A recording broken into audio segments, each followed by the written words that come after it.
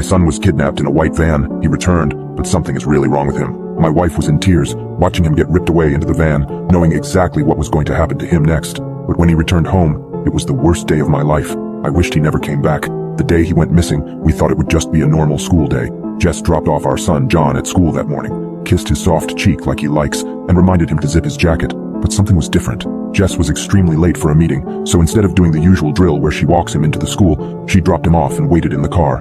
She sat in the car with her cold fingers pressed against the vents for warmth, and watched him walk across the empty yard to the school building. His hand reached the door to open it, and she smiled and drove away. I'd heard her tell it a dozen times. I believed her. I told the police my part too, hugging him and calling him buddy, giving him a glass of milk and telling him I'd help him with his homework tonight. Thinking everything was normal, we all went on with our day. John was at school. Jess was on her way to work. I was at home. That was our morning. But the evening is when something started to go wrong. John always rode the school bus home. He'd usually arrive home before we got home from work. Lida, our